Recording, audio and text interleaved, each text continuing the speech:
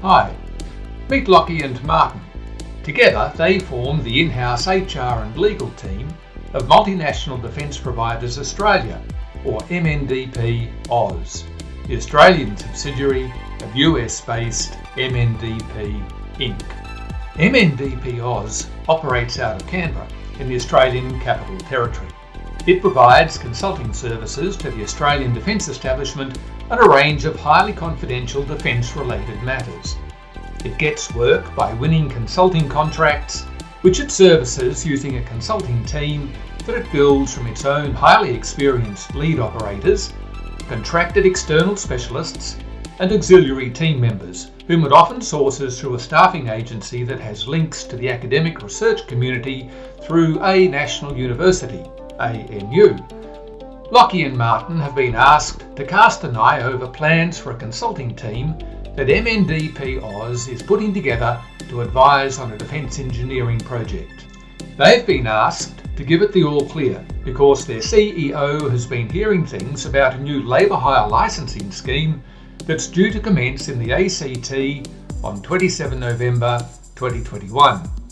Being risk averse, they've asked Big Four advisory firm how they structure their consulting teams on large projects. Big Four tells Lachie and Martin that they haven't needed a labour hire licence up to this point, and that they also use a mix of in-house contracted external specialists and auxiliary team members, sourced and shortlisted by a recruitment firm.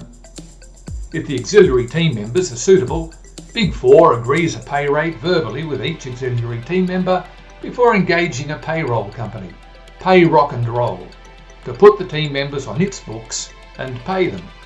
Big Four reckons that Pay Rock and Roll is supplying labour because they pay the auxiliary team members. Lachie and Martin report back to their CEO that this all seems to work okay and that they think there won't be a need for a labour hire licence. They've now asked their CEO to give them the go-ahead to approach a few payroll companies with a view to appointing one that would be prepared to handle payroll for them.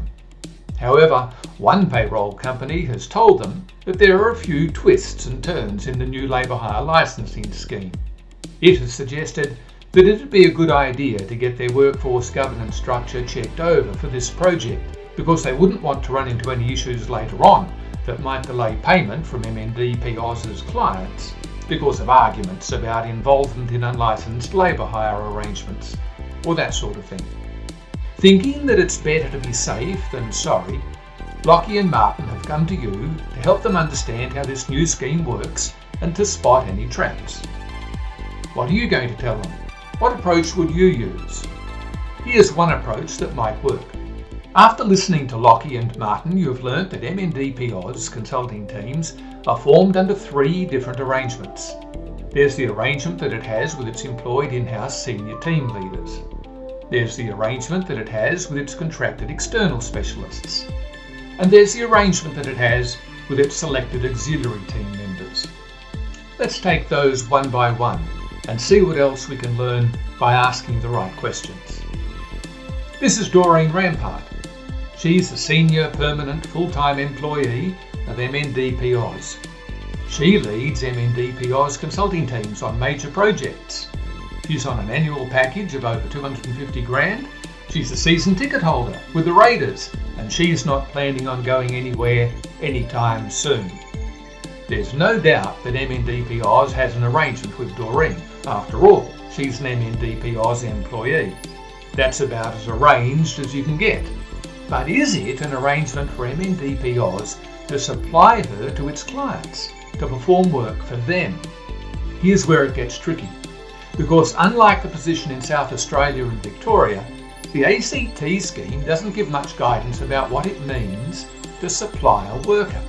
South Australia and Victoria both have this notion that supply involves the deployment of a worker to work in or as part of the hirer's workforce. Neither the A.C.T nor Queensland have that. But I think we can take it as a given because the Act doesn't make much sense without it. Nevertheless, we do have to ask whether Doreen performs her work as part of the workforce of MNDP Oz's clients. If she performs her work as part of MNDP Oz's workforce, there's no supply in a relevant sense. But if she is deployed into the client's workforce to perform her work there, and that's possible where security or other considerations require that the client hirer should maintain governance or command of the workforce, then MNDP Oz is potentially a labour hire supplier. In this case, MNDP Oz informs us that it's not at liberty to tell us exactly how Doreen will perform on this project. That is secret information, so we're going to put a question mark on that checkbox. But if Doreen is deployed to work as part of the client hirer's workforce, there are a couple of exemptions that could apply to her. We'll look at those in a moment. But first, let's check the payment obligation just in case. Well, it's pretty easy to see that MNDP Oz has a payment obligation. In this case, it arises directly from the work wage bargain it has with Doreen as its employee. There's a tick in the box there.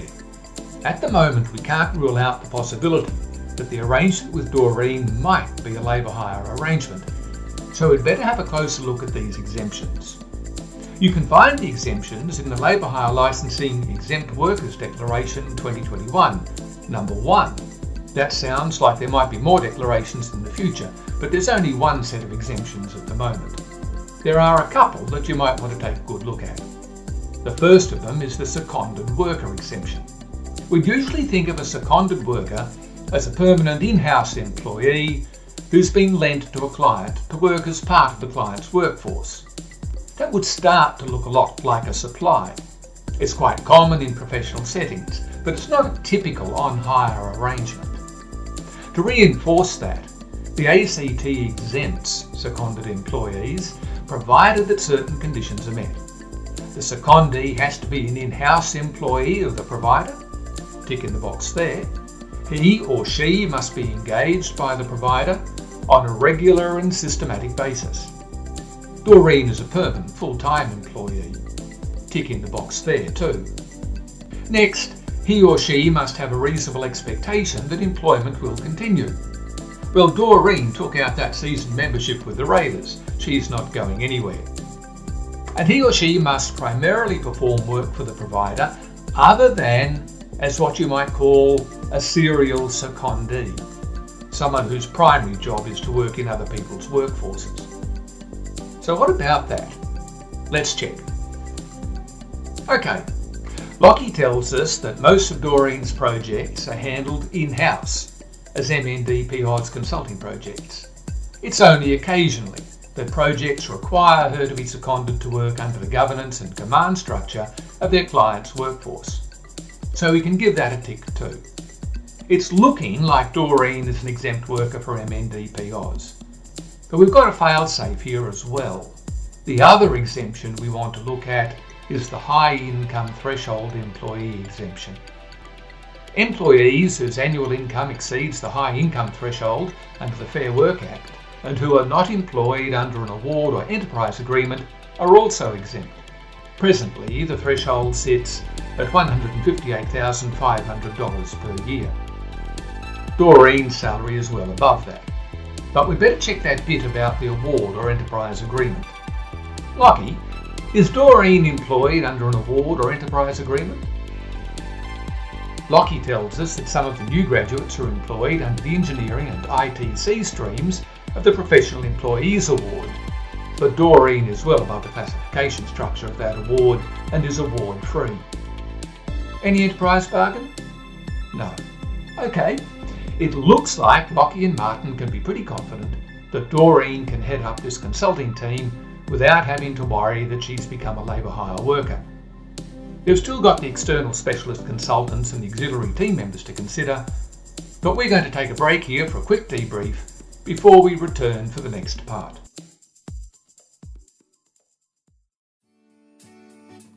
Hello, I'm Andrew Wood, Workforce Governance Principal with WorkAccord. I want to acknowledge and thank Ian Lindgren of PayMe for contributing this scenario. It's allowed us to test the rules and methodology that we've been developing to evaluate labour hire supply arrangements. In this exercise, we've applied that methodology to an arrangement for the supply of consulting services. Perhaps you wouldn't expect such an arrangement to raise any labour hire licensing issues. On the face of it, it seems like a fairly ordinary transaction for the supply of consulting services, and mostly it is. But you'll find that the width of these universal coverage licensing schemes, combined with the failure to adequately define what it means to supply a worker to another person, or to carve out a sufficient set of exemptions that reflect real-world workforce models, means that you always have to check your workforce arrangements thoroughly to identify points where labour hire licences may be required, or where you may have responsibilities as an intermediary, a user, contributor or host. That will become even clearer in Part 2, when we look at MNDP Oz's arrangements with its external contractors and its auxiliary team members. However, you'll have noticed that even in this application involving an in-house employee, it was necessary to investigate specific aspects of Doreen's employment with MNDP Oz. We were able to locate the arrangement arising from an employment contract in this case. We assessed whether it could be characterised as a labour hire supply arrangement. There was some uncertainty there because the Act doesn't give any guidance about what a supply might look like. That's to say, whether it's limited to working as part of a hirer's workforce, as it is in South Australia and Victoria. In this case, there was some additional uncertainty because Lachie Martin, for security reasons, weren't permitted to tell us exactly how Doreen would be working. Now, if you've got that situation where you can't get access to information that you need to make a decision, always try to provide the best information you can and trust to the ability of your client to make the correct decision. In this case, we can be reasonably confident because Lachie and Martin are experienced HR and legal affairs in-house counsel. We checked for the presence of a payment obligation, easily found as part of the work wage bargain, and finally, we checked for two of the most relevant worker exemptions under the A.C.T scheme, and were able to help Lachie and Martin arrive at an answer that they can take back to their CEO. But the job's not done yet. I hope you'll join me for Part 2 of Lachie and Martin, when we'll use the same methodology to examine the position of the external specialist contract consultants who form part of MNDP Oz's team, and then the auxiliary team members also. At this point, we'd love to get your feedback. If you found the video helpful, please give it a like, add a comment, or subscribe to our channel. You can also contact us through our website, www.workaccord.com.au. We're always happy to discuss recruitment and workforce topics with you, and we greatly appreciate your business. Let's talk again soon.